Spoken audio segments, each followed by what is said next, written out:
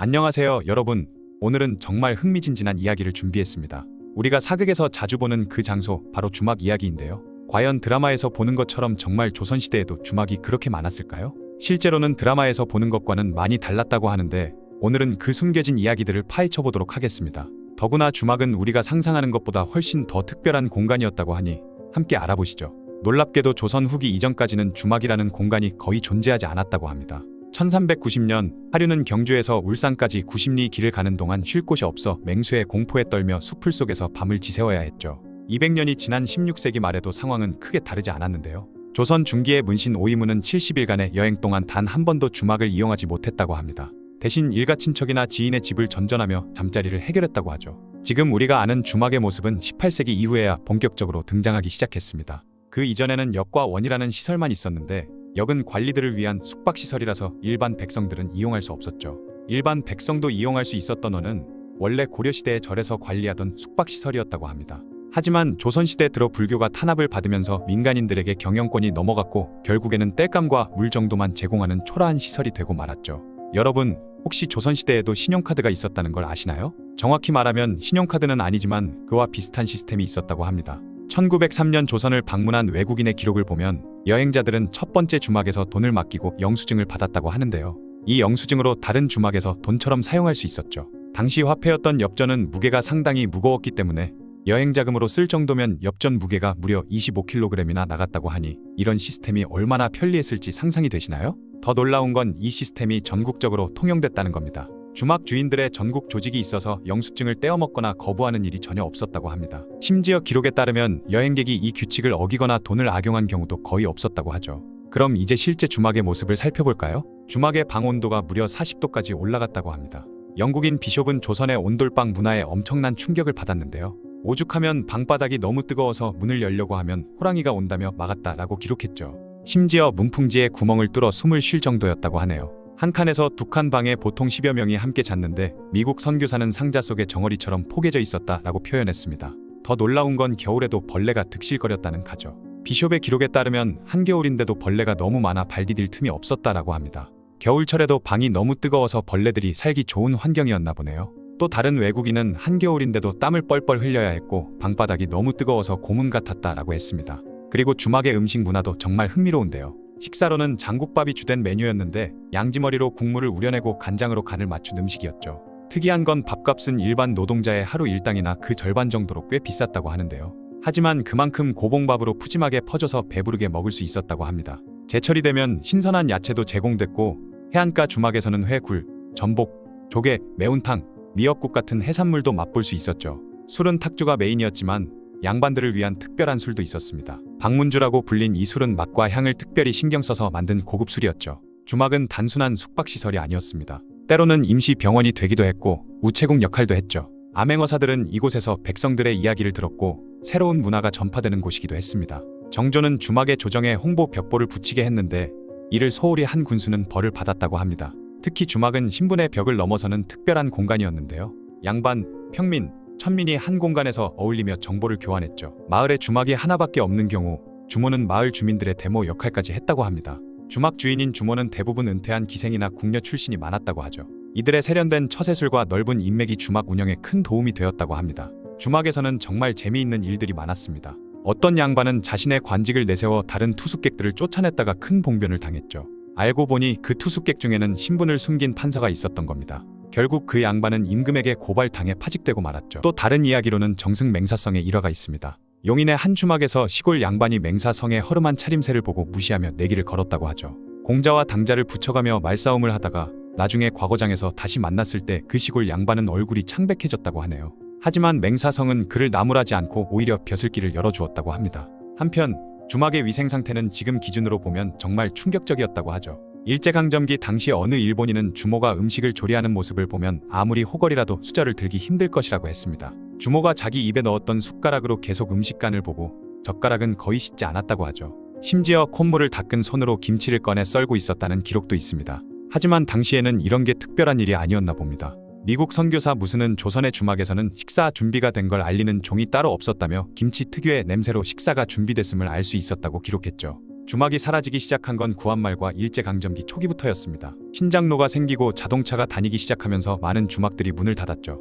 하지만 재미있는 건 일부 영리한 주모들은 도로 공사하는 측량사나 운전기사들에게 몰래 뒷돈을 주거나 술을 먹여서 자기 주막으로 손님들을 끌어들였다고 합니다. 이후 주막이 완전히 사라진 건 철도 때문이었습니다. 당시에는 자동차보다 철도가 훨씬 대중적인 교통수단이었기 때문이죠. 철도가 닿지 않는 지역에서는 여전히 주막이 중요한 역할을 했지만 시간이 흐르면서 여인숙과 여관이 그 자리를 대체하게 됐습니다. 조선의 주막은 단순한 숙박시설이 아닌 그 시대의 작은 사회였습니다. 600년의 역사를 가진 조선의 주막은 2005년 경북 예천의 삼강주막이 문을 닫으면서 완전히 역사 속으로 사라졌지만 그들이 만들어낸 독특한 문화와 이야기들은 오늘날까지 우리의 관심을 끌고 있습니다. 지금까지 조선시대 주막에 대한 여러 가지 재미있는 이야기였습니다. 여러분 혹시 사극을 보시면서 이런 생각을 해보신 적 있으신가요? 저 옛날 사람들하고 실제로 대화를 나누면 말이 통하기나 할까? 아마 많은 분들이 한 번쯤은 이런 궁금증을 가져보셨을 것 같기도 한데요. 만약에 우리가 타임머신을 타고 조선시대로 갈 수 있게 되면 과연 과거 사람들과 대화가 가능할까요? 그 해답에 대해 지금부터 알아보겠습니다. 먼저 우리의 자랑스러운 한글의 탄생부터 살펴볼 필요가 있는데요. 때는 1443년 세종대왕께서 훈민정음을 창제하셨습니다. 여러분, 혹시 세종대왕께서 왜 한글을 만드셨는지 알고 계신가요? 그 이유가 정말 감동적인데 당시 백성들이 한자를 배우기 너무 어려워했었죠. 그러다 보니 우리말을 한자로 제대로 표현하기 힘들었는데요. 세종대왕님은 이런 백성들의 어려움을 알았기 때문에 마음 아파하셨다고 합니다. 그래서 어려운 한자 대신에 누구나 쉽게 배우고 쓸 수 있는 글자를 만들기로 결심하신 거죠. 많은 분들이 세종대왕과 집현전 학자들이 함께 한글을 만들었다고 알고 계시는데 사실은 좀 달랐습니다. 놀랍게도 세종대왕께서 혼자서 비밀리에 만드셨다고 하는데 왜 그러셨을까요? 그 이유는 당시 신하들이 새로운 글자를 만든다는 걸 알면 엄청나게 반대할 게 뻔했기 때문이었다네요. 그렇게 신하들 몰래 한글을 만든 후 발표했는데 예상대로 신하들의 엄청난 반발이 일어났습니다. 최만리, 정창손 등의 신하들이 상소문을 올렸는데 한글을 만든 사실을 명나라에서 알면 우리를 비난할 텐데 어쩌시려고 그러셨습니까? 한자 대신 한글을 쓰는 건 명나라를 무시하고 오랑캐와 같아지려는 것 아닙니까? 명나라 눈치 보느라 한글을 사용하면 안 된다는 내용이었죠.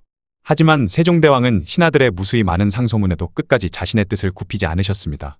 오히려 더 나아가 훈민정음 해례본이라는 해설서까지 만들도록 지시하셨죠. 그러고는 백성들에게 보급했습니다. 하지만 훈민정음 해례본은 한자로 써져 있었기 때문에 다시 한글로 번역된 훈민정음 언해본을 만들게 되었죠. 이게 얼마나 대혁신적인 일이었는지 가늠이 되시나요? 과거 어느 나라에서든 그 나라의 문자라는 건 특권층만의 전유물이었는데 세종대왕께서는 모든 백성이 쉽게 배우고 쓸 수 있는 글자를 만들고 배포까지 했었던 겁니다. 자, 이제 원래의 질문으로 돌아가서 우리가 조선시대로 가면 대화를 나눌 수 있을까요? 아쉽게도 그 답은 아니오에 가깝습니다. 왜 그럴까요? 훈민정음 언해본의 첫 부분을 보시면 아주 유명한 문장이 나옵니다. 나란말싸미로 시작하는 문장이죠. 이 문장만 봐도 한글은 맞는 것 같은데 왠지 외국어를 보는 것 같기도 하실 텐데요. 실제로 당시에는 이것을 나라스 말싸미로 발음했다고 합니다. 왜 그렇게 발음했던 것일까요? 그 이유는 바로 성조 때문입니다. 성조는 쉽게 말해서 음절의 높낮이를 뜻하는데요. 지금의 중국어를 들었을 때 말의 높낮이가 오르락내리락 하는 것이 바로 성조 때문이죠. 놀랍게도 조선시대에도 이런 성조가 있었던 겁니다. 그리고 지금도 경상도 사투리에 성조가 남아있다고 합니다. 가지라는 단어를 예로 들어들면 가를 높게, 지를 낮게 발음하면 한 가지, 두 가지 할 때의 가지가 됩니다. 반대로 가를 낮게, 지를 높게 발음하면 채소가지가 되고 둘 다 같은 높이로 발음하면 나뭇가지가 되는데 신기하시죠?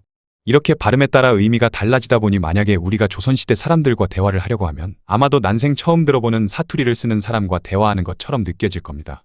서로 말이 통하지 않을 가능성이 높은 거죠. 그렇다면 말이 안 통하면 글로 대화할 수도 있잖아요? 아쉽게도 글자로 적어서 대화하는 것 역시 쉽지 않습니다. 그 이유는 당시의 훈민정음과 지금의 한글은 꽤 많이 달랐기 때문이죠. 기본적으로 자음과 모음의 개수부터 달랐으며 게다가 지금은 사용하지 않는 글자들도 있었죠. 아래아, 옛 이응, 여린 이으, 반치음 이렇게 네 글자가 더 있었는데요. 지금은 없어진 저 네 글자를 왜 만들었던 걸까요? 조선왕조실록에 따르면 어딜 가더라도 통하지 않는 곳이 없고 바람소리, 닭 울음소리나 개 짖는 소리까지 모두 표현해서 쓸 수 있다고 나와 있습니다. 또한 세종대왕께서는 훈민정음으로 세상 모든 만물을 표현해낼 수 있다고 했었죠. 그리고 저 네 글자는 외국어 발음과 표기를 가능하게 하는 글자였기 때문에 만약 지금까지 남아있었다면 우리가 외국어 발음을 완벽하게 할 수 있었을 거라고 하네요. 그런데 왜 저 네 글자가 사라졌을까요? 아쉽게도 훈민정음 해례본이 만들어진 지 얼마 되지 않아 사라졌다가 1940년대 초반이 되어서야 다시 발견됐습니다. 그 사이에 많은 국어학자들이 해례본을 보지 못한 채로 연구를 할 수밖에 없었던 탓에 지금의 한글에는 저 네 글자가 빠지게 된 거죠. 자, 그렇다면 우리가 보는 사극 드라마나 역사 영화에 나오는 말투는 모두 틀린 걸까요? 그건 또 아닌데 왜 그럴까요? 그 해답은 조선 후기로 가면 찾을 수 있습니다. 16세기쯤부터 조선 사람들의 발음이 조선 초기와는 많이 달라졌다고 하는데요. 그리고 놀랍게도 이때의 발음은 현재 우리가 쓰는 한국어 발음과 꽤 비슷했다고 하죠. 여러분이 사극에서 많이 들어보셨을 아니되옵니다. 그리하옵소서 축하하오 같은 하우체 말투가 바로 이때 등장했습니다. 실제로 조선 후기의 왕인 숙종의 업문서간을 보면 지금의 우리도 어느 정도 읽을 수 있을 정도로 현재의 한글과 비슷합니다. 간단히 정리해보면 이렇습니다. 만약 조선 초기나 그 이전으로 가면 대화가 거의 불가능하겠죠. 하지만 조선 후기로 간다면 사극에서 봤던 것처럼 하우체를 쓰며 말하면 어느 정도 대화가 통할 겁니다. 구독자님들은 담배 피우시나요? 담배는 세계보건기구에서 악마의 약으로 지정했을 정도로 백해무익하죠. 오늘은 이 담배에 대한 이야기를 해볼까 합니다. 담배는 누가 처음 피우게 되었고 어쩌다 한반도로 들어오게 되었으며 도대체 왜 들어오게 되었는지 알아볼까요? 담배는 1300년 전 고대 마야인들이 처음으로 피웠다고 주장하고 있습니다. 그러나 당시 마야에서 담배는 지금처럼 누구나 다 피울 수 있는 건 아니었고 종교 행사나 제사 때 그리고 약품으로 사용되었죠. 그러던 중 1492년에 인도와 후추를 찾아 스페인을 떠난 콜럼버스는 마침내 신대륙에 도착하게 되었습니다. 그곳에서 원주민들을 만난 콜럼버스는 그들이 타바코라고 부르는 긴 대롱에 풀잎을 말린 것을 넣고 불을 붙여 연기를 입으로 빨아들이며 피우는 걸 보게 되었죠. 그것이 바로 담배였고 이후로 담배를 타바코라고 불렀던 것입니다. 콜럼버스는 정작 구하고자 했던 후추는 비록 못 구했지만 호박, 감자, 옥수수, 고추, 토마토, 카카오 등 여러 가지 작물들과 담배를 가지고 스페인으로 돌아왔죠. 하지만 담배를 본격적으로 유럽에 유행시킨 건 콜럼버스가 아니었습니다. 1560년 포르투갈에 있던 장 니코라는 사람은 의학에 관심이 많았었는데요. 얼굴에 종기가 나는 환자를 담뱃잎으로 치료하는 모습을 본 후 의학용으로 사용하기 위해 담배나무 종자를 하나를 가지고 프랑스로 돌아가는 것으로부터 담배가 유행하기 시작했죠. 그래서 담배의 주요 성분인 니코틴이 바로 이 사람의 이름에서 유래된 것입니다. 처음에는 담배잎에 즙을 짜서 바르거나 담뱃잎을 빻아 종기나 상처 부위에 싸는 식으로 치료했고 담배가루는 두통약으로 쓰기도 했는데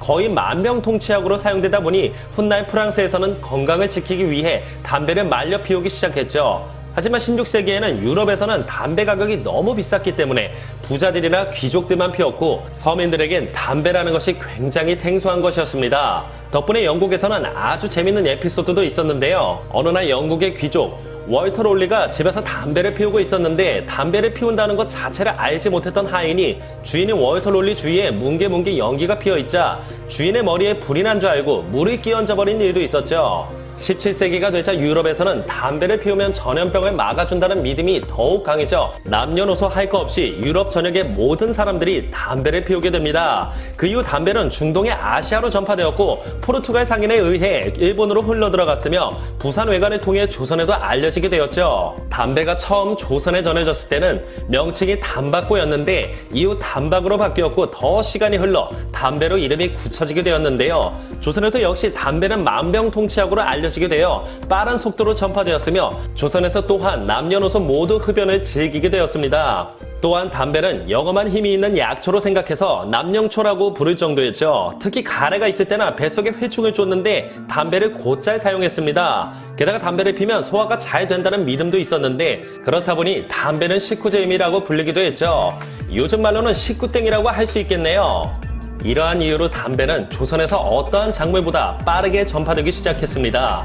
최초로 부산 외관에서 들여온 담배는 불과 20년 만에 조선 전체에 퍼지게 되었죠. 원래 외래종 작물이 들어오면 굉장히 오랜 시간의 과도기를 거쳐 재배되기 마련인데요. 고추는 무려 200년 정도의 과도기를 거친 걸 생각하면 담배는 정말 빠르게 전파됐던 것이죠.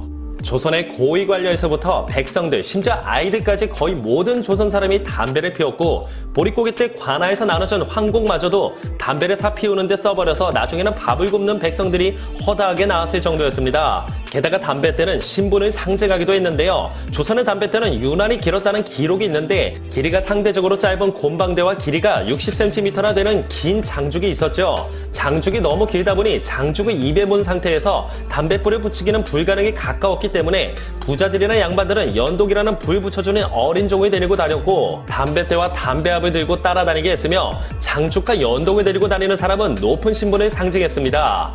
일반 평민들은 허리나 등에 짧은 곰방대를 꽂고 다녔죠. 훗날 1894년 갑오개혁으로 인해 신분제도가 폐지되고 나서부터 높은 신분을 상징하던 장죽은 사라지게 되었고 이후부터의 곰방대는 주머니에 들어갈 정도로 짧아지게 되었습니다.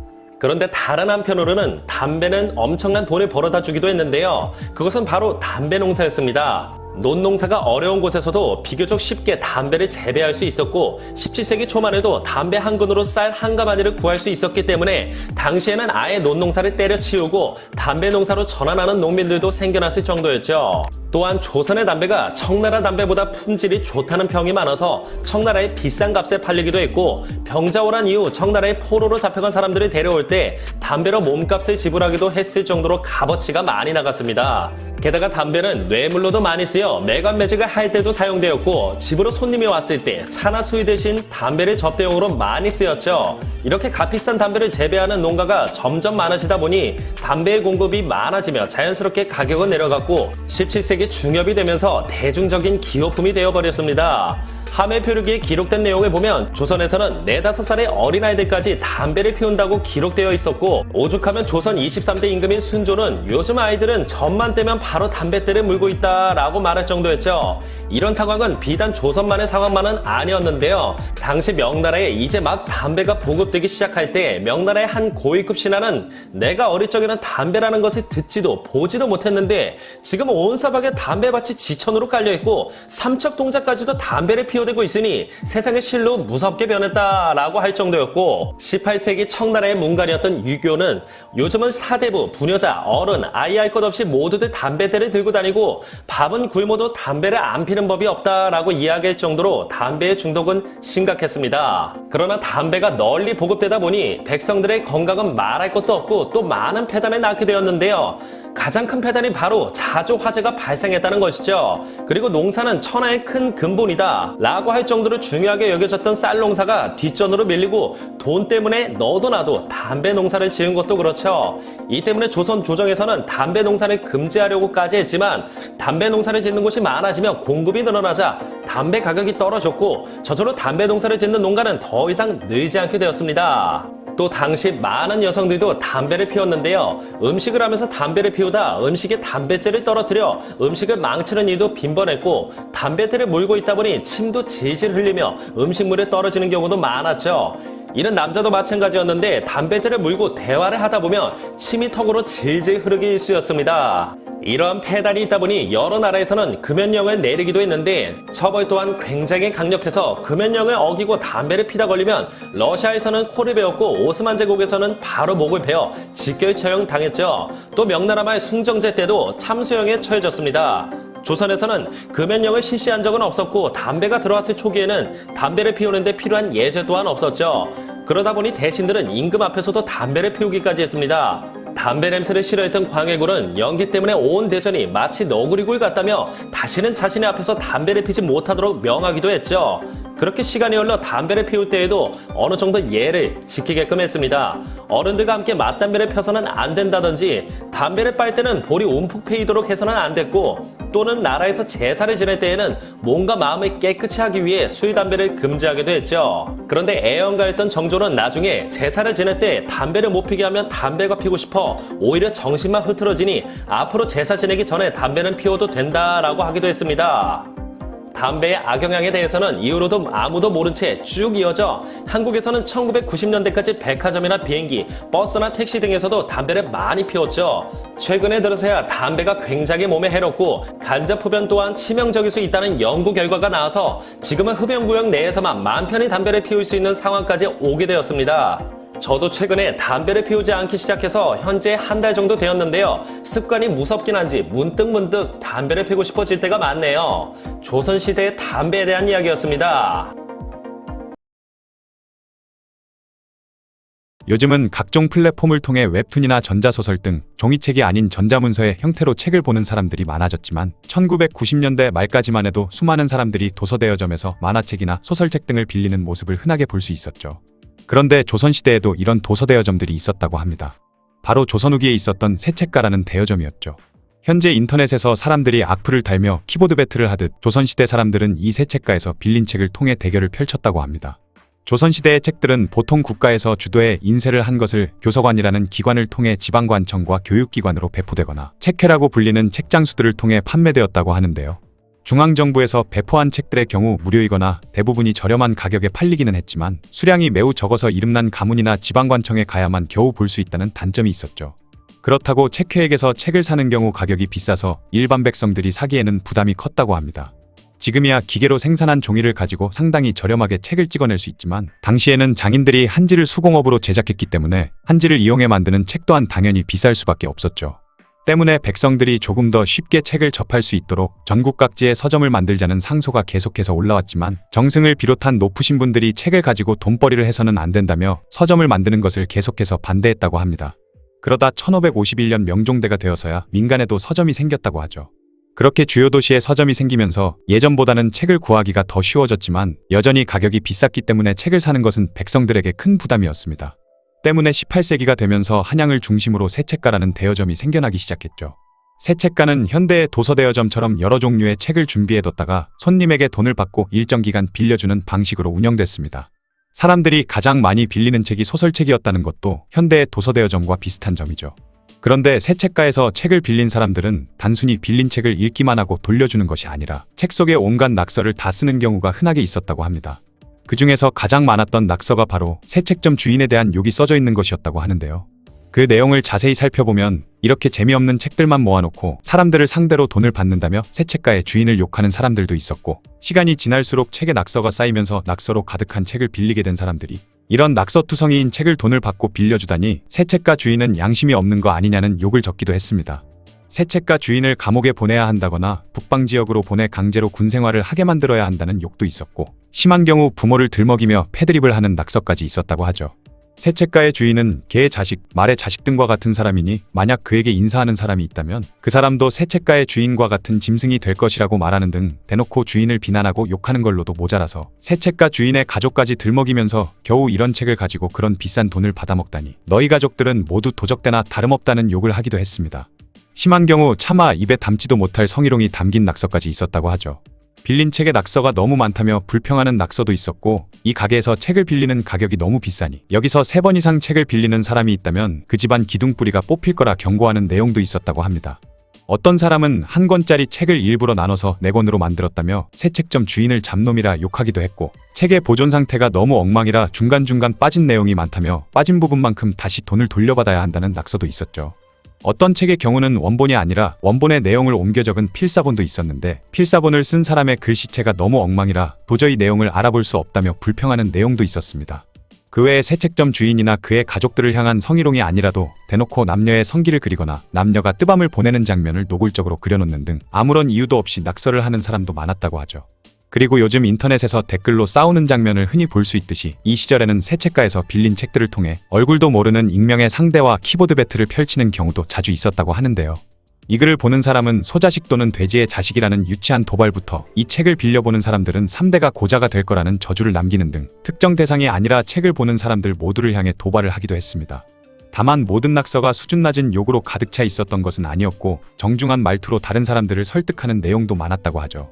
귀한 책을 빌렸으면 그냥 곱게 보고 돌려주는 것이 예의이니 낯뜨거운 그림을 그리거나 무식한 욕설을 하지 말라고 설득하는 글도 있었고, 지금 나라가 어려워 수많은 백성들이 굶어 죽어가고 있는 상황인데 어찌 이런 이야기책을 빌리는데 많은 돈을 쓰냐며 꾸짖는 사람도 있었다고 합니다. 자기도 그런 소설책을 비싼 돈을 주고 빌린 처지면서 말이죠. 갈수록 기울어가는 나라꼴을 걱정하는 낙서도 있었습니다. 지금 조선이 주변 강대국들의 위협을 받으면서 나라의 운명이 바람 앞에 놓인 등불과 같이 위태로운 상황인데, 이런 상황에서 농사를 짓거나 상공업에 힘쓰면서 나라에 도움이 될 생각은 하지 않고 쓸모없는 소설책 따위를 빌려주고 비싼 돈을 받는 건 매국노나 다름없다는 꾸짖음이 담겨있는 내용이었죠. 물론 그 글을 보고 책방 주인이 눈물을 흘리며 반성을 할 수도 있었을 겁니다. 정작 본인 또한 그런 쓸모없는 소설책을 빌려놓고 그 소설책에다 낙서를 해놓은 상황만 아니었다면요.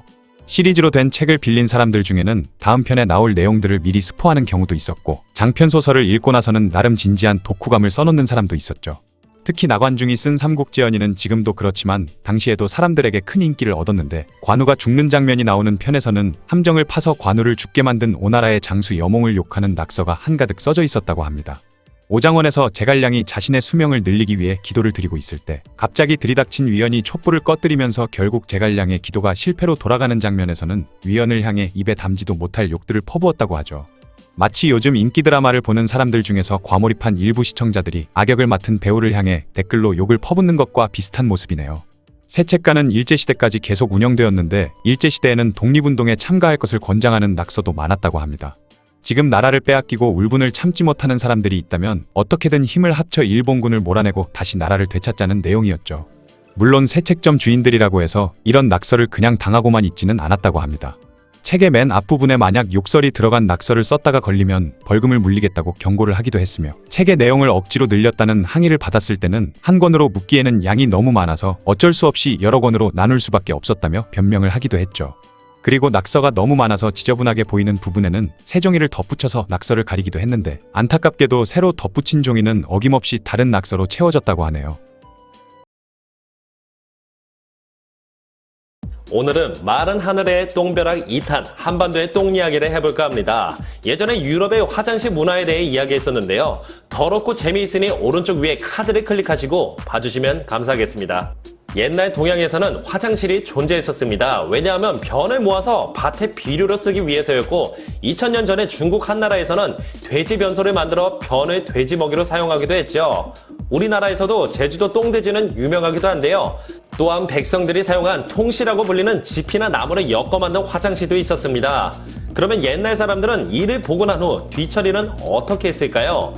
왕이나 양반들은 주로 무명천이나 비단을 사용했다고 합니다. 당시에는 종이가 너무나도 귀한 물건이었기 때문에 천을 사용한 뒤 씻어서 또 사용했다고 하죠. 가난한 백성들의 뒤처리 방법은 더 기가 막힙니다. 백성들은 용변을 보고 난 후 먼저 돌멩이로 대충 닦고 나서 새끼줄이나 볏짚을 사용해 마무리했죠. 그나마 이건 괜찮은 방법이었습니다.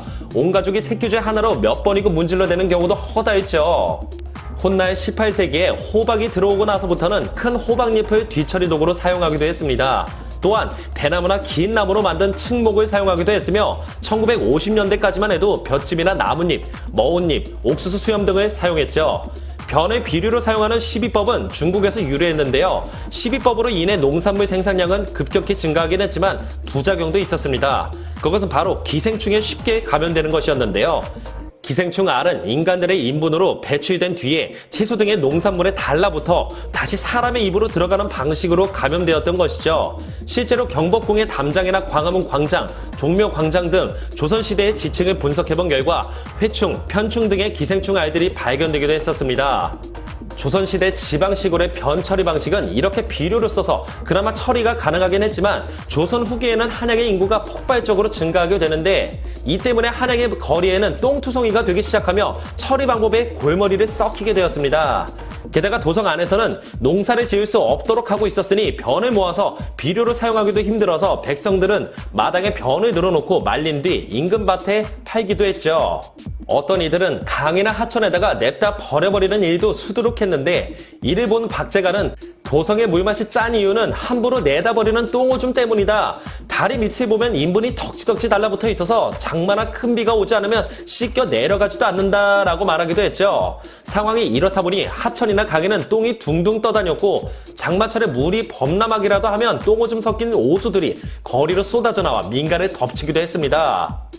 또한 거리에는 똥으로 가득했으며 청계천에는 돌로 쌓은 두개 덕지덕지 들러붙어 있기도 했죠. 이렇다 보니 한양의 수질 또한 심각한 수준으로 더러웠는데 영국인 비숍의 말에 의하면 도랑에는 초록색 끈적끈적한 오물이 고여있고 냄새가 지독했다. 이는 집집마다 버리는 분뇨들 때문이었다라고 이야기했죠. 또는 미국인 언더우드는 조선의 좁은 하수에는 오물로 가득 차서 도로로 넘쳐 흘렀고 그런데 조선 여인들은 그런 오물의 야채를 씻어 먹었다라고 말했으며 선교사인 알렌은 서울은 어딜 가나 위생 상태가 좋지 않았다. 대신들의 담장 옆에는 하수로가 나 있는데 이곳에는 씻고 버린 채소들과 쓰레기들이 쌓여 있어 악취가 엄청났다라고 이야기했습니다. 이런 오물들은 억수 같은 장대비가 와야 겨우 씻겨 내려갔죠. 심지어 선왕의 후궁들이 거처하던 자수궁과 같이 지대가 낮은 궁에는 비가 온 뒤에 똥오줌 섞인 오물이 고여버려 고민이 이만저만이 아니었다고 합니다. 중국에서 시비법이 들어오기 전인 고려시대 이전에는 배설물에 모을 필요가 없었기 때문에 주로 요강을 사용했죠. 당연히 조선시대에도 요강을 많이 사용하기도 했었는데요.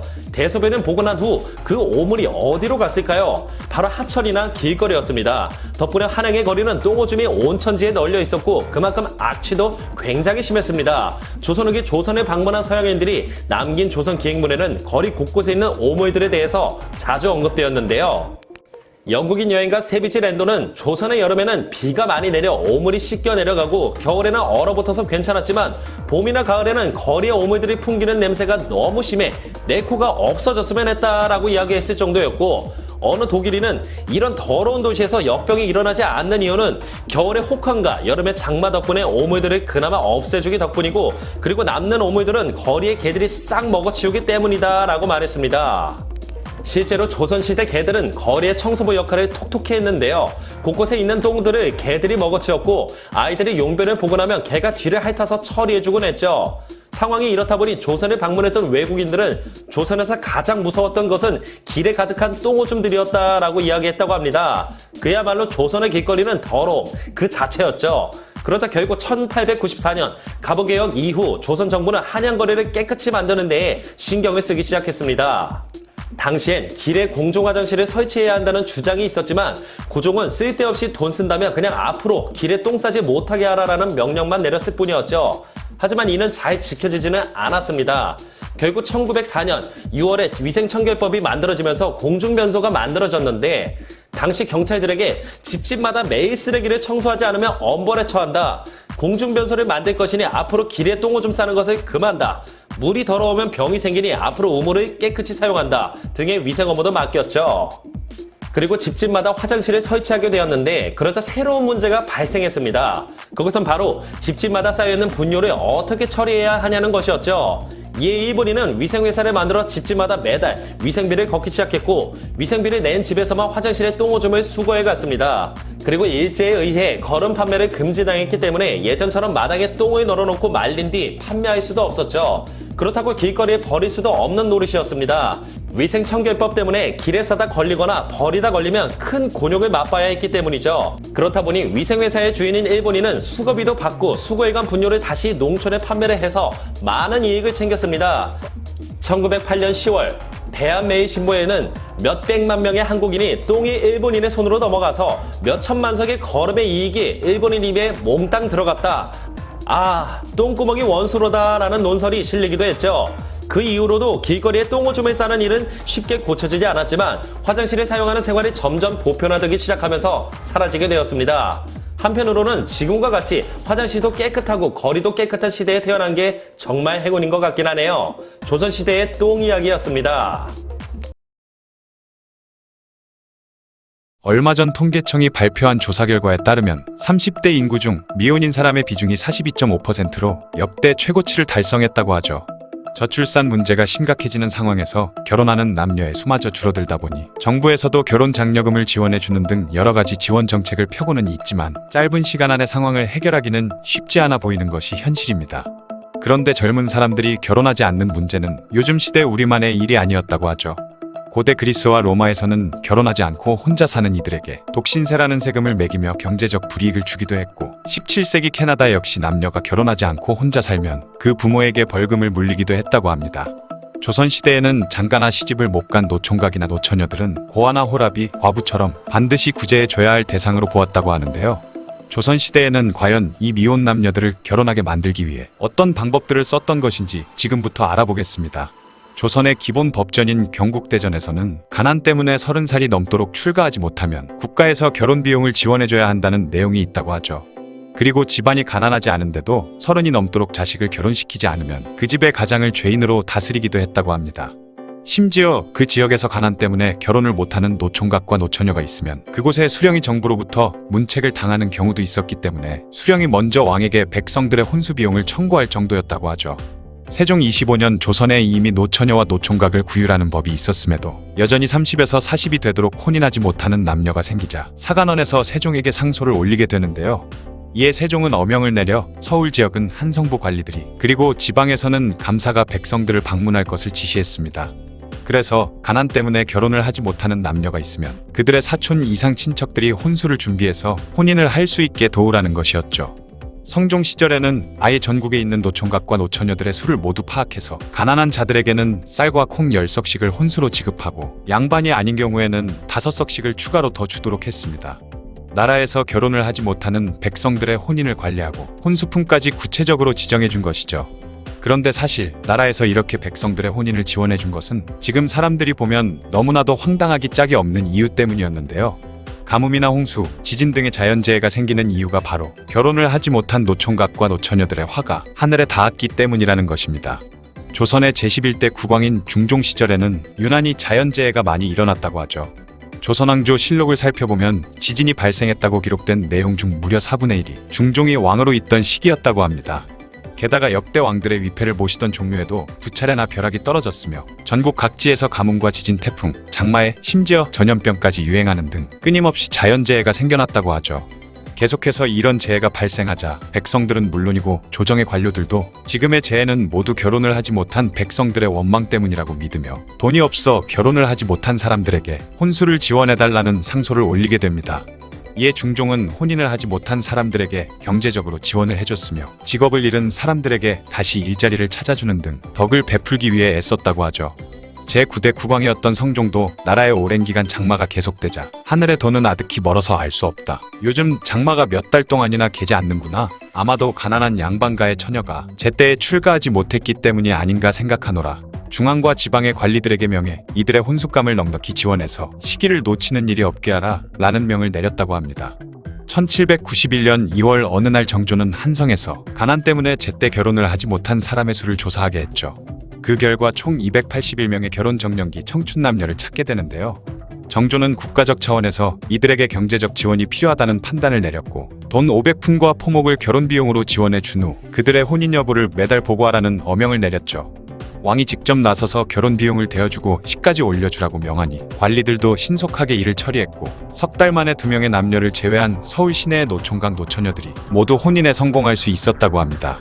하지만 정조는 높은 혼인 성공률보다는 남은 2사람이 왜 혼인하지 못했는지에 더 관심을 보였다고 하죠. 조사 결과 남자는 28세의 노총각 김희집으로 서자의 아들이었습니다. 그는 결혼을 하기로 약속한 상대가 있었지만 그가 서얼임을 알게 된 여자의 집안에서 일방적으로 파혼을 해버렸다고 하죠. 그리고 여자의 이름은 신씨로 그녀 또한 서녀이며 나이는 21세였습니다. 신씨의 경우 나라에서 결혼 비용을 지원해줬지만 그녀의 집안이 워낙 가난했기 때문에 그것만으로는 결혼식을 치르기 어려웠다고 하죠. 보고를 받은 정조는 신씨에게는 결혼 비용을 더 넉넉히 주고 김희집에게는 다른 결혼 대상자를 찾아주라는 명을 내렸습니다. 하지만 신씨의 혼인은 또 다른 난관에 부딪히게 되는데요. 그녀와 결혼하기로 약속한 신랑이 그만 다른 집 처녀와 혼인을 해버린 것입니다. 결국 두 남녀는 파혼의 상처에 경제적인 문제까지 겹치며 혼인을 할 수 없게 돼버린 것이죠. 정조의 명으로 신씨의 결혼을 추진하고 있던 한성부의 관리들은 패닉 상태에 빠지게 되었습니다. 그런데 이때 서부령이라는 벼슬을 하고 있던 이승훈이 계책을 하나 내게 되는데요. 비슷한 상처를 가진 2사람만이 혼인을 하지 못하고 남게 된 것도 어찌 보면 인연이라고 할 수 있으니 김희집과 신씨 처녀를 서로 짝지어주면 어떻겠냐는 것이었죠. 그 말을 들은 관리들은 고심 끝에 2사람의 혼인 계획을 세운 후 정조에게 그 사실을 보고했습니다. 보고를 받은 정조 역시 경제적인 지원에 그쳤던 이전과는 다르게 2사람의 혼인을 위해 전폭적인 지원을 해주며 적극적으로 나섰죠. 일반 백성의 혼인에 국가가 나서는 대형 이벤트가 조선 역사상 최초로 벌어진 것인데요. 이후 조정에서는 이승훈을 김희집의 집으로 그리고 한성부 주부 윤영은 신씨 집으로 보내서 각각의 집안 사람들을 설득하기 시작했죠. 결국 두 집안에서 혼인을 하겠다는 허락을 받아낸 관료들은 즉시 정조에게 그 사실을 보고했습니다. 정조는 크게 기뻐하며 왕실의 혼례를 제외하면 이보다 더 호화로울 수 있을까 싶을 정도로 최고의 혼수품과 재물을 보내주라고 명했다고 하죠. 이 대형 이벤트의 성공 결과는 조선왕조 실록과 승정원 일기, 목민심서 등에 기록됐고 한성의 저작거리에서도 모르는 사람이 없을 정도였다고 합니다. 조선시대에서는 훈훈한 해프닝 정도에 불과한 사건이었지만 지금 시대를 사는 사람의 입장에서 보면 그야말로 기겁을 할 일인데요. 순전히 개인의 선택이어야 할 결혼 상대를 국가에서 장녀라는 이름 아래 반강제로 정해준 것이기 때문입니다. 다만 당시는 연애 결혼을 하는 시대가 아니었고 가난 때문에 결혼하고 싶어도 못하고 있던 사람들이 혼례를 치를 수 있게 한다는 의도였다는 것을 감안해야겠죠. 정조 이외의 다른 왕들도 마찬가지로 가뭄이나 지진과 같은 자연재해가 오랜 기간 계속되면 나라에서 결혼하지 못한 총각과 처녀들을 찾아내 강제로 결혼시키기까지 했다고 하는데요. 때문에 나라로부터 결혼시키기 정책이 선포되면 결혼하지 못한 자녀를 둔 집안에서는 비상이 걸리게 되고 급하게 배우자를 찾는 소동이 벌어지기도 했다고 합니다. 어떤 사람들은 요즘 젊은이들이 이기적이기 때문에 결혼을 하지 않는 것이라고 쉽게 말하기도 하죠. 하지만 요즘 사회에서 결혼을 하기 위해서는 남녀 모두가 많은 희생을 해야 하는 것이 사실입니다. 거기에 폭등하는 집값과 맞벌이 상황에서 아이를 키우기 힘든 점, 그리고 개인의 가치관의 변화 등 수없이 많은 이유로 결혼을 꼭 해야만 하는가라는 근본적인 질문에 빠지게 되죠. 지금까지 조선시대 모쏠이 별로 없었던 이유에 대해 알아봤습니다. 저희 채널에서는 남편이 죽고 난 과부들을 연려로 만들기 위해 온 가족이 나서서 죽음을 강요했었던 연려에 대한 이야기를 한 적이 있는데요. 법적으로 과부의 재혼을 금지시키고 있었기 때문에 과부들의 삶은 무척이나 힘들었었습니다. 하지만 정절을 지키고 스스로 목숨을 끊어 연려가 되는 것도 결국 양반들의 일이었지 평민들에게는 그저 남일에 불과했죠. 그렇지만 평민들도 남편이 죽으면 법적으로는 재혼이 금지되어 있었기 때문에 다른 방법으로 재혼을 하기 시작하는데요. 조선시대에 과부들의 재혼을 하지 못하게 했던 법 때문에 생긴 풍습, 그건 바로 보쌈이었죠. 오늘은 조선시대에 있었던 보쌈 풍습에 대한 이야기를 해볼까 합니다. 보쌈은 말 그대로 보에 사람을 싸서 강제로 데려가 동침을 하고 그렇게 부부가 되는 것을 말하는데요. 과부의 재혼이 엄격하게 금지되고 있던 조선에서 사람들의 묵인하에 재혼 아닌 재혼을 한 것이었죠. 과부의 재혼을 법으로 금지하는 와중에도 보쌈이 행해진 이유는 노총각으로 죽어 몽달귀신이 되거나 과부가 죽어 원통함의 원귀가 되면 가뭄이 자주 들게 되거나 천재지변이 일어난다는 미신이 있었기 때문입니다. 그래서 관아에서도 어느 정도까지는 묵인해주는 실정이었죠. 보쌈은 일반적으로 과부가 된 여성을 보쌈해 가는 것을 말했는데요. 과부보쌈 또는 과부어버각이라고 부르기도 했습니다.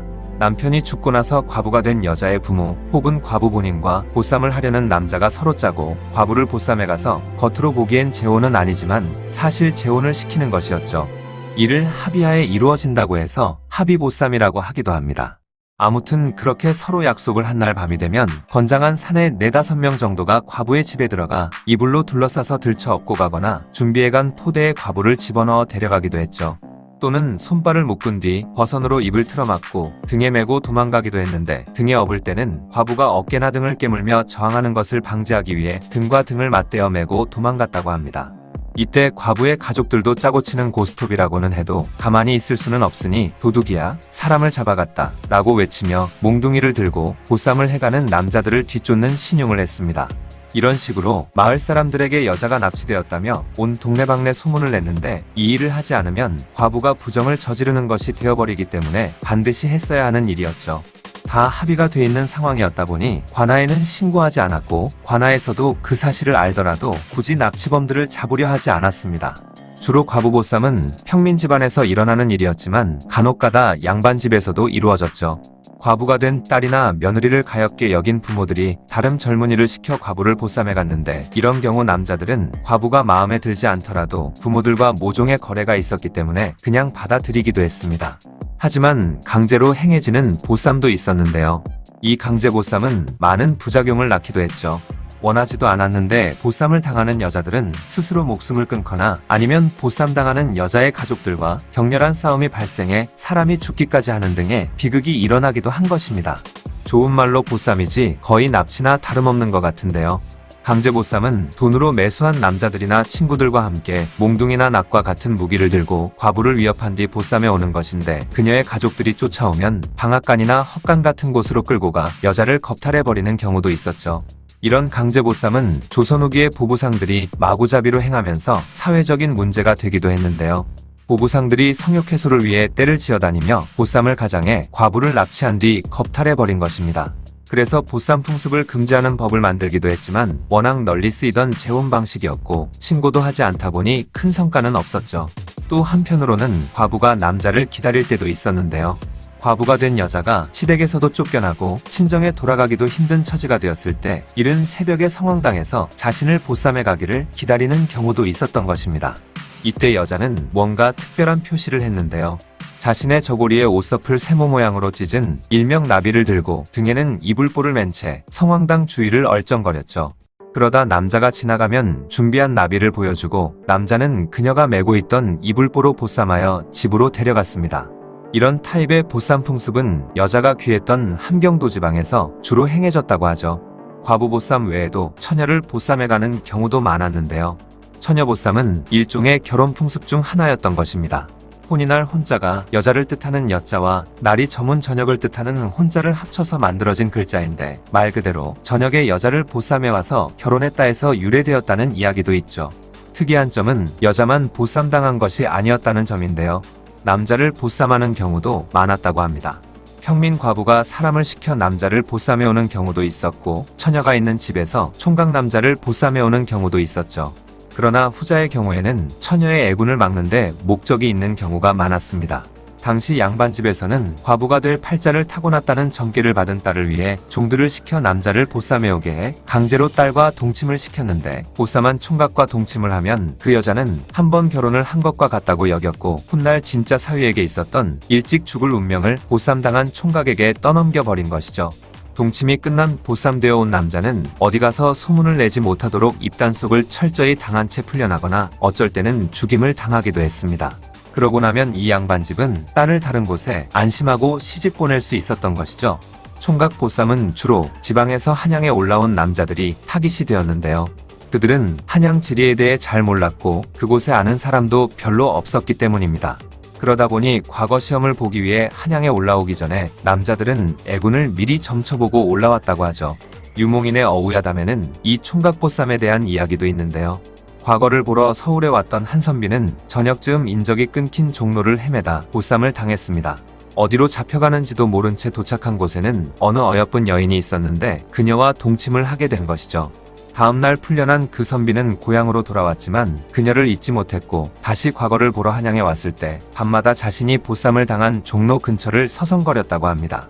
이런 남녀노소를 불문하고 여러 사람들에게 행해진 보쌈 풍습은 계속 이어져 오다가 1895년 가보개혁이 일어나게 되고 과부들의 재혼이 허용되기 시작하면서 서서히 사라졌습니다. 그러나 일제강점기였던 1930년대까지 평안도와 황해도, 함경도 등지에서는 여전히 과부 보쌈이 계속되어져 왔다고 하죠. 지금은 보쌈을 하면 당연히 처벌을 받게 되는데요. 이제 보쌈은 하는 것보다 먹는 게 더 낫겠네요. 조선시대에 과부들의 재혼을 하지 못하게 했던 법 때문에 생긴 풍습, 보쌈에 대한 이야기였습니다. 혹시 백정각시놀이라고 아시나요? 박경리 작가님이 지은 소설인 토지에 이 이야기가 나오는데요. 이야기의 내용은 대략 이렇습니다. 사람들이 많이 모이는 단오날이나 동네잔치 또는 마을 행사 같은 날에 남자 여러 명이 백정 여자를 끌고 와 남들이 다 보는 앞에서 옷을 찢어버리고 엎드리게 한 다음 소처럼 등에 올라타서 끌고 다니다 그 백정 여자의 남편이 고기를 내어주면 그때서야 풀어주곤 했다는 것인데 이걸 백정각시놀이라고 불렀다고 합니다. 백정의 부인이나 딸을 공개적인 장소에서 학대해 성적 수치심을 주는 인권유린 풍습인 것이죠. 이런 잔혹하고 끔찍한 풍습이 과연 조선시대에 존재했던 것일까요? 결론부터 말씀드리자면 아닙니다. 백정각시놀이라는 풍습은 조선시대에는 존재하지 않았죠. 다만 1920년대 일제강점기 시절 경상북도 예천에서는 매년 7월 농부들이 풍악놀이를 하며 백정여자 한 사람을 잡아놓고 풀어주는 대가로 고기나 소머리를 요구하는 경우가 있었으며 만약 요구를 들어주지 않으면 그 백정여자를 집단으로 폭행했었다는 기록이 있긴 있는데요. 그러나 이런 악습 역시 형평사 운동을 전개하며 철폐를 위한 노력을 했다고 기록되어 있는데 백정 여자의 옷을 찢고 엎드리게 한 다음 등에 타고 다니던 그런 행위는 없었다는 것이죠. 그리고 예천에서 있었던 일 또한 가보개혁으로 인해 신분제가 철폐되면서 일반 백성들과 천민이라 불리던 백정들 사이의 경계가 허물어져 갈등이 벌어지는 과정에서 일어난 일인 것입니다. 조선시대 양민들은 고기를 살 때 말고는 백정과 말 한마디 섞기조차 싫어했고 거기다 백정이 마을 잔치나 행사에는 감히 참여할 수조차 없었죠. 그렇기 때문에 백정이 비록 가축보다 못한 대우를 받기는 했지만 이렇게 행사에 참여했다가 백정각시놀이를 당한다라는 것은 말도 안 되는 일이고 또한 과거부터 지속적으로 이어져 오던 그런 풍습이란 것은 더더욱 아닌 것입니다. 일단 저 이야기가 나온 박경리 작가님의 소설 토지도 역사적 사료가 되는 책이 아니라 창작 소설이라는 점입니다. 그리고 과거 조선시대에 쓰여진 조선왕조 실록이나 승정원일기 등 어느 곳에서도 이 풍습에 대해서 언급이 되어 있지 않죠. 거기다가 일제강점기 초기의 신문이나 공문서 등과 조선총독부에서 조선의 풍습이나 관습 등을 조사한 기록에도 이러한 내용은 나오지 않았습니다. 말 그대로 백정각시놀이는 조선시대부터 계속해서 행해진 전통적인 풍습이었다라는 사료나 구체적인 증거 및 정보가 전혀 없다는 것이죠. 또한 이런 잔인한 풍습은 조선이 열등했다는 것과 미개했다는 걸 잘 보여주는 사례로 사용할 수 있음에도 불구하고 일제가 이를 거론하지 않았다는 것 자체만으로도 사실 여부를 충분히 의심할 만하죠. 당시 일제는 조선을 식민 통치하는 것이 정당하다는 것을 주장하기 위해 조선의 법제도는 봉건적 제도라며 맹비난하면서 근대적 법제도를 도입해 일반 양민들의 사법 불만을 풀어주는 척하고 있었기 때문에 백정각시놀이만큼 조선을 깎아내리면서 자신들을 치켜세울 수 있는 좋은 사건도 없었습니다. 그러니 만에 하나 실제 존재했다 하더라도 이 백정각시놀이를 한 피의자에게는 강력한 처벌을 내렸겠지만 일제강점기 시절 이 사건으로 인해 판결이 난 경우는 찾을 수 없죠. 신분제가 사라지고 나서 사회 전체가 대전환기를 겪으며 백정들과 부대껴 살기를 싫어하던 양인들과 백정들 사이에서 충돌이 발생했고, 그때 양인들이 백정 여자들을 폭행한 사건은 있었지만 이 또한 얼마 안가 완전히 사라지게 되었고 백정각시놀이라는 풍습은 없었습니다. 설사 실제로 있었다 하더라도 전통이라거나 매년 해오던 풍습 같은 것은 아니라는 것이죠. 즉, 백정각시놀이는 고려장과 비슷하게 원래는 없었던 일이지만 인터넷이나 입에서 입으로 구전되면서 부풀려진 이야기가 아닌가 싶습니다. 우리 오랜 역사 중 인권 유린이 발생한 경우는 많은데요. 이런 사실에 대해서는 비판받아 마땅하지만 존재하지도 않았던 백정각시놀이나 고려장 같은 일들은 제대로 알고 욕이든 비판이든 해야 할 것이며, 잘못된 사실이라면 제대로 알고 그것을 알리는 것도 좋을 것 같네요. 일제강점기 시절 존재했다고 여겨지던 인권유린 풍습 백정각시놀이에 대한 이야기였습니다. 최근 러시아와 분쟁 중인 우크라이나에 세계 곳곳에서 무기를 지원해주고 있습니다. 그만큼 전쟁에서 가장 중요한 것 중 하나가 바로 무기라고 할 수 있는데요. 오늘은 저희 채널에서 가장 많이 다루었던 조선시대에 쓰였던 무기들, 그 중에서도 역대급이라 불리는 기발한 비밀 무기에 대해 알아보겠습니다. 첫 번째로 소개해드릴 무기는 좀 충격적이고 더럽지만 굉장히 효과적인 무기였다고 하죠. 그 비장의 무기 이름은 분포인데 바로 똥을 발사하는 대포였다고 합니다. 임진왜란 당시 정규군은 그나마 제대로 된 무기를 가지고 싸울 수 있었지만 백성들로 이루어진 각 지역 의병들은 상대적으로 무기가 부실할 수밖에 없었습니다. 하지만 뛰어난 두뇌를 가진 우리 조상님들은 최신식 무기인 조총으로 무장한 왜군들을 상대하기 위한 비장의 무기를 개발하는 데 성공하게 되죠.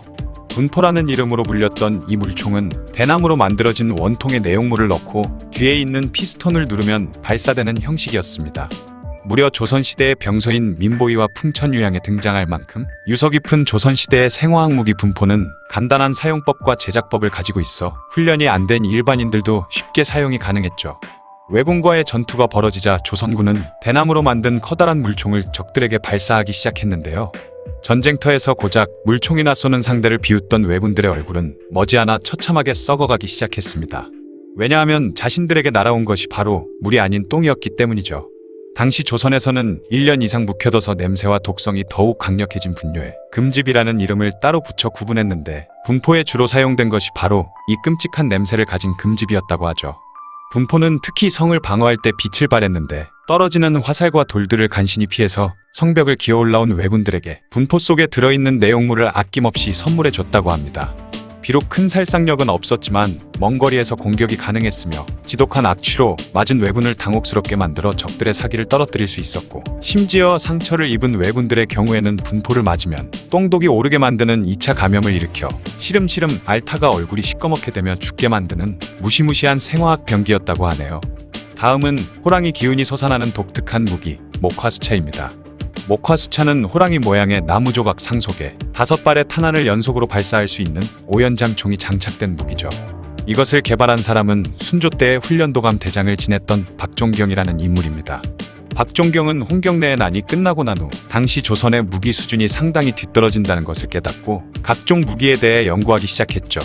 그 연구 결과물을 정리한 것이 바로 융원필비라는 병서인데, 이 병서 안에 목화수차의 상세한 설계도가 남아있다고 합니다.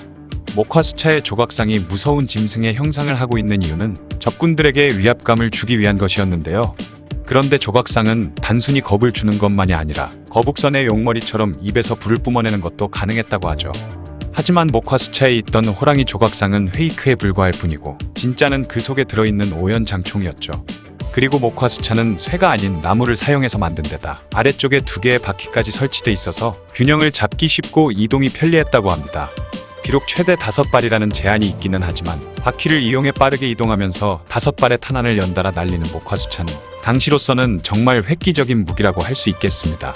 매운맛을 특히 좋아하는 현재의 우리나라 사람들에게 고추는 절대 빼놓을 수 없는 식재료 중 하나죠. 그런데 임진왜란에서는 이 고추가 왜군들을 상대하는 화학무기로도 쓰였다고 합니다.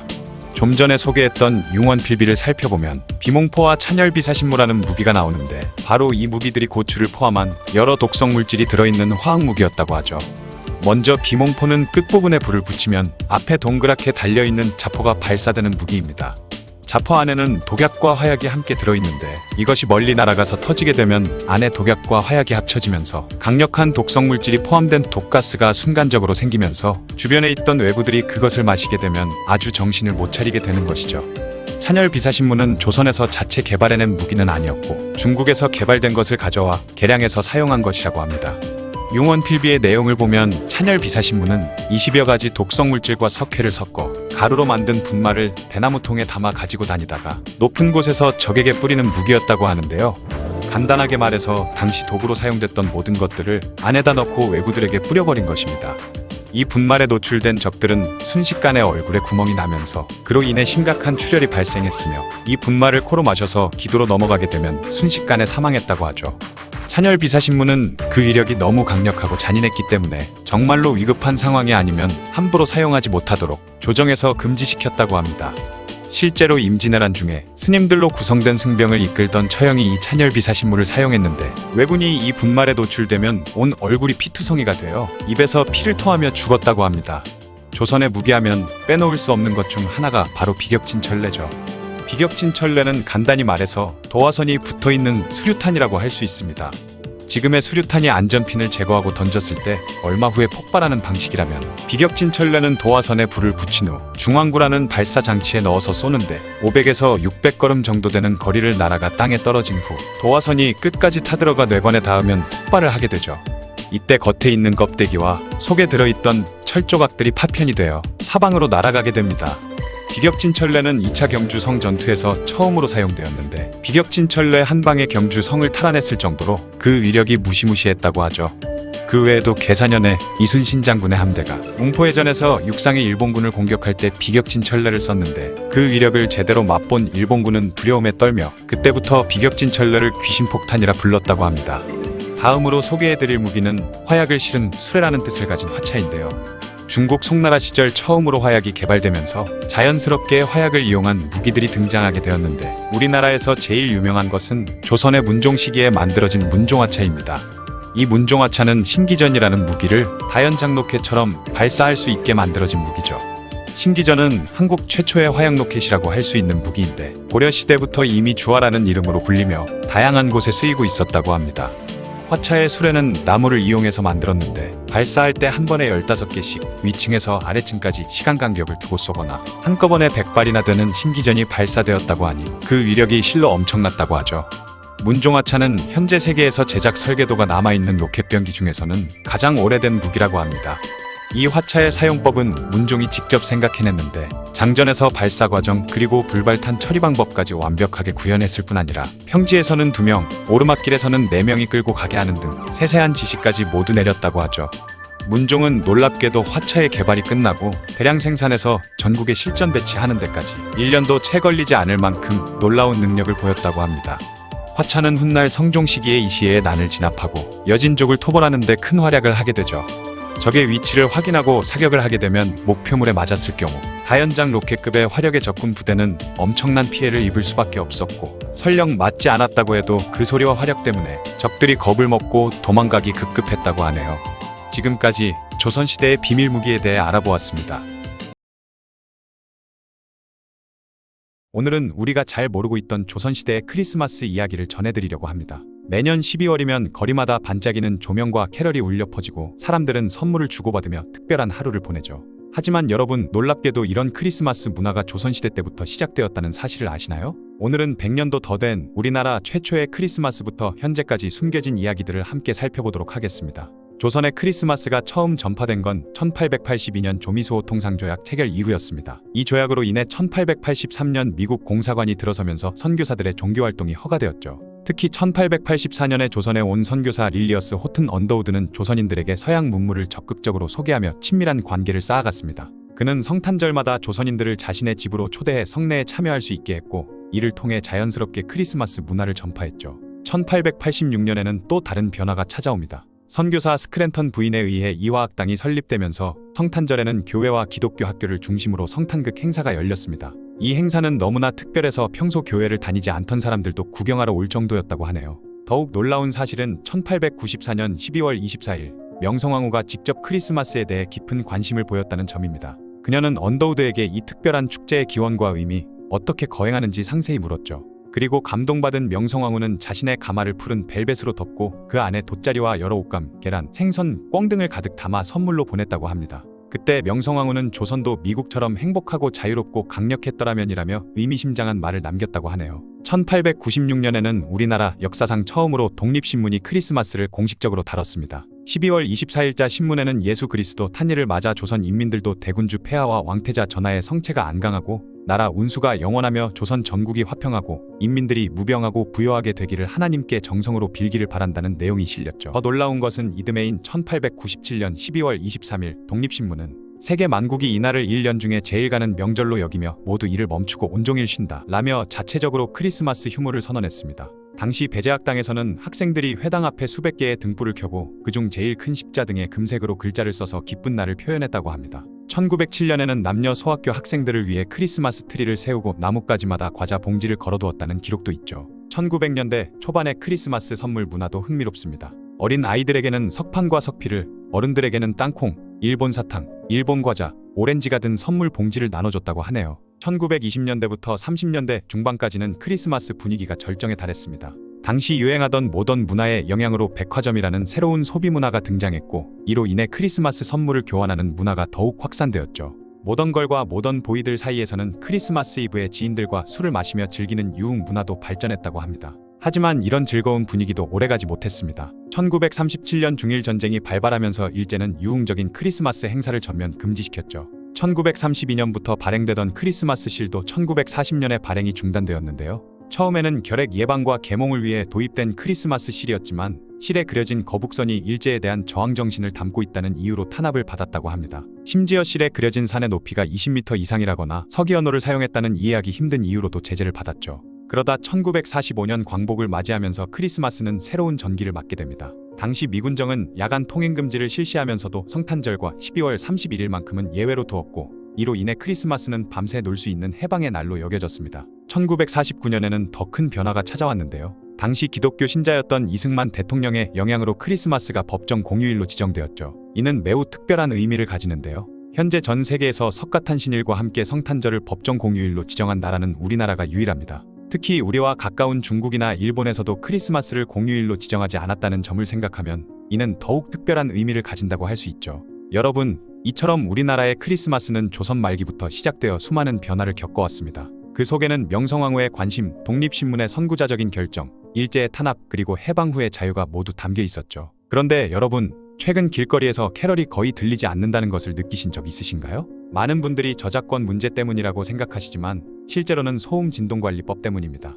이 법에 따르면 매장 박소음이 주간 65dB, 야간 60dB를 넘으면 과태료가 부과되는데요. 일상적인 대화 소리가 60dB이라는 점을 생각하면 많은 상점들이 아예 캐럴을 틀지 않는 것을 선택할 수밖에 없었죠. 한편 우리나라는 아시아에서 특별한 위치를 차지하고 있습니다. 크리스마스를 공휴일로 지정한 아시아 국가가 필리핀, 홍콩, 마카오, 싱가포르, 인도네시아 정도인데 특히 동북아시아에서는 우리나라가 유일하게 크리스마스를 공휴일로 지정했기 때문이죠. 이처럼 조선 말기부터 시작된 우리나라의 크리스마스는 100년이 넘는 시간 동안 명성황후의 관심, 독립신문의 선구자적인 공휴일 선언, 일제강점기의 탄압, 해방 후의 자유를 거쳐 현재까지 독특한 방식으로 발전해왔습니다. 우리나라만의 독특하고 특별한 크리스마스 이야기, 여러분은 어떻게 생각하시나요? 지금까지 조선시대부터 시작됐었던 우리나라의 크리스마스에 대한 이야기였습니다.